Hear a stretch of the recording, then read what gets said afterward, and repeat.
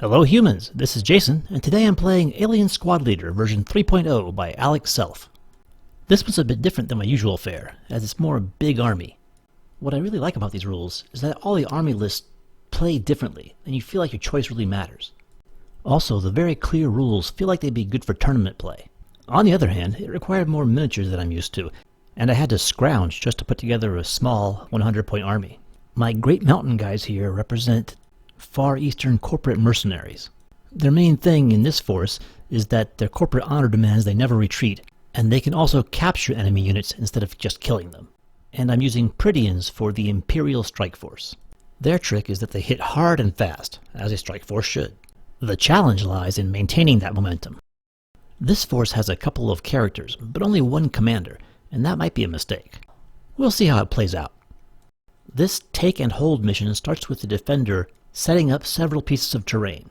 Then the attacker gets to move or remove one piece, like this. Then the defender sets up in or behind the objective area. And done. Wait, weren't there more buildings a minute ago? Well, yes, but they don't really matter. They're just color. What actually matters is that gray square. You're either in it or you're not. Very straightforward. And now the attacker's set up.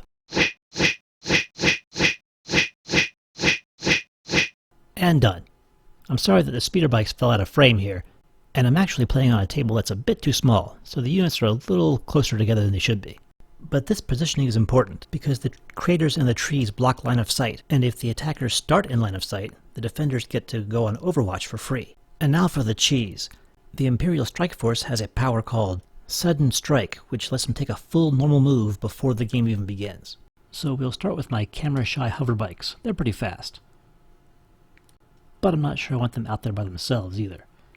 Luckily, the hover bikes and the infantry aren't slowed down by this terrain at all. I'd like to go a little faster, but Sudden Strike only allows for a normal move, so this will have to do. So let's jump into turn 1. The first phase is Activate Command Stands.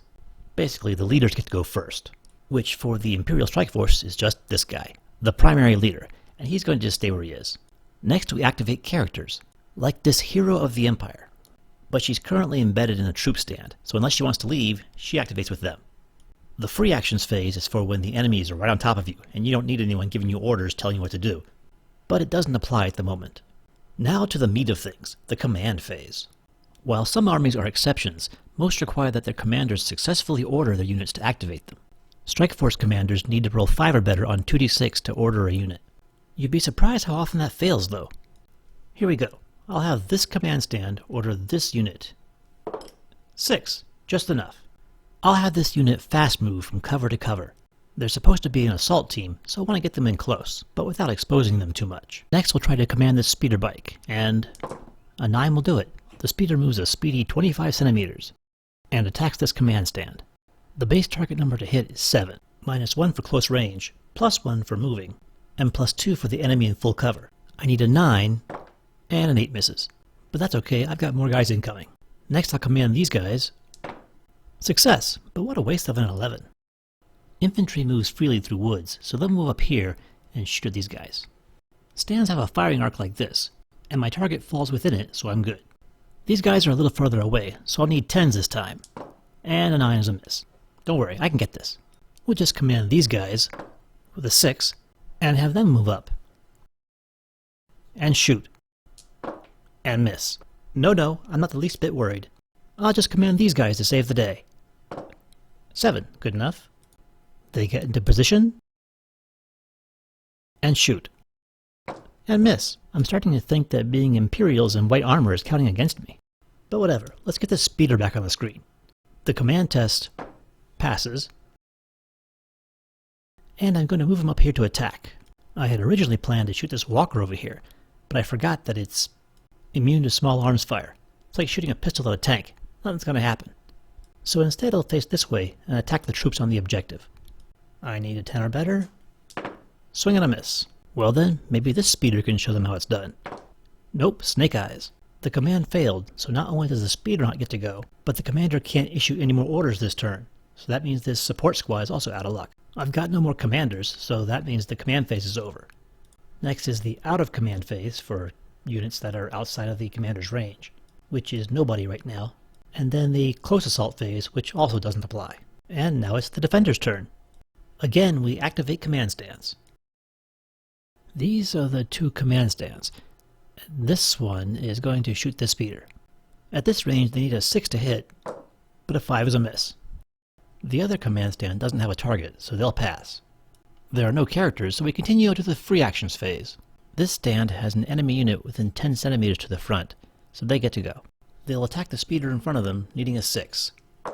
And they get a 6. They hit the target number exactly, so they don't do any damage, but they do force the speeder to evade. Evasion is basically like falling back, but a bit more forgiving, and you can turn around at the end. Nobody else qualifies for free actions, so we continue to the command phase. Robotic infantry, like these cyborg guardians, always follow orders unless they've been damaged, so I'll just have them attack. They only need a 5 or better to hit, but there's no accounting for unlucky dice. I'll try the same thing with these other robots. A 10 is a hit. I didn't roll doubles though, so it's just an on-target hit for 1 point of damage. Except that the Prydians do get an armor save on 1d6 and pass, no damage. They still have to make a reaction move though, and I have a choice between falling back or being pinned. Being pinned makes it harder to activate, so they'll just fall back. We'll figure out if this was a mistake later. Now that you have the feel for this, let's get the ball rolling. Next we'll activate these Corporate Ashigaru. 11, awesome. They will try to shoot these Imperial Shock Troopers, and they'll need a 7, 8, hit. It's not doubles, so it's 1 damage, and the Imperial Shock Troops armor save, 6, succeeds. And they too will choose to fall back. Now we activate these Ashigaru with a 7, and they'll poke around this corner here a little bit out of cover in order to attack these guys. The enemy is slightly obscured, so they'll need 8s to hit. And a 9's a miss. Now I'll activate these Ashigaru in the back with a 7, and they'll fast move up into the cover of these craters. Finally, they activate the Swift Foxwalker with a 5. That's cutting it close. And he will unload on this speeder thing over here. 11, that's definitely a hit. Since the speeder hovers, it doesn't have room for armor and it takes 1 damage, and is then forced to evade. So he turns and moves away from the enemy. Unfortunately, this takes him to the edge of the board, where he will count as having fled unless he can pass a command test. 8 will do it. So he stays on the board and gets turned back around.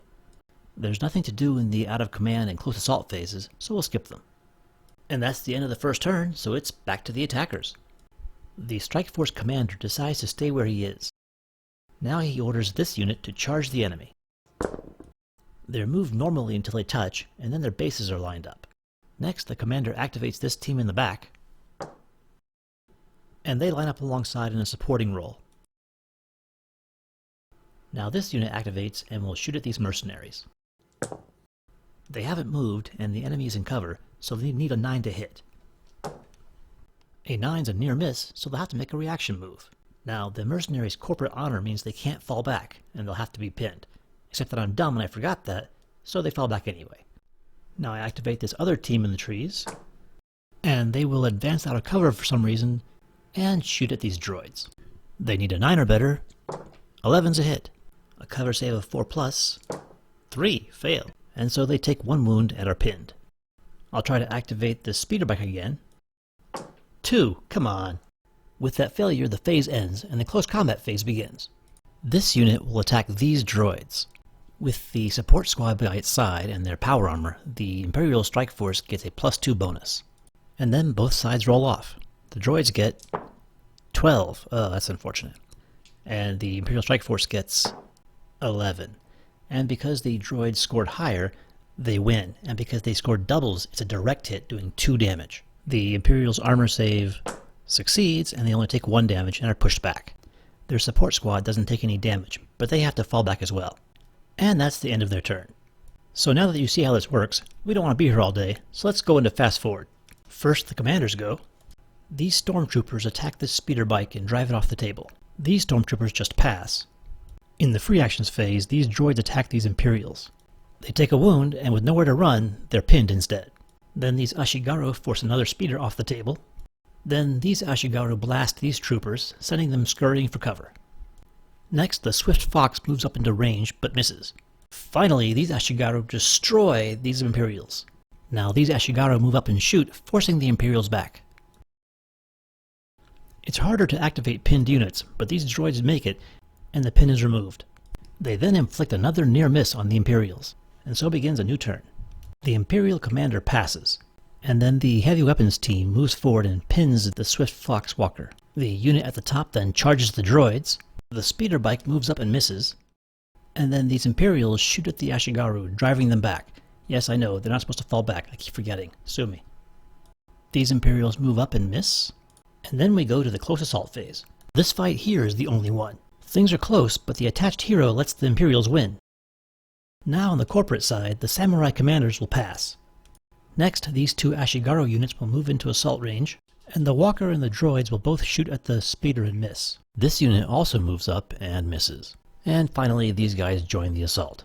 In the ensuing close combat, the droids are hit, but the Imperials are wounded and driven back. And it's back to the Imperials' turn. The Imperial commander will pass. The speeder will zip past the walker to take a shot at the samurai. It's a near miss, driving the samurai back, even though they aren't allowed to fall back. I know, I'm the worst. And then these guys fail to activate, and the Imperial side is done. This is why you want to have as many commanders as you can. Or the inspirational trait, which lets you re-roll a failed command test, which this commander has, but I keep forgetting about, and now you understand why the Imperials are losing.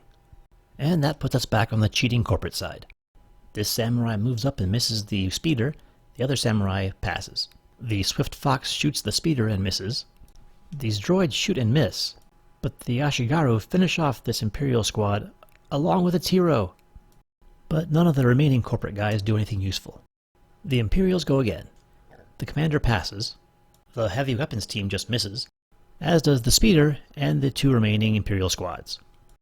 The corporate guys go again. These samurai push the speeder back, but it's still on the board. Then everybody else either passes, misses, or fails to activate. One more time for the Imperials.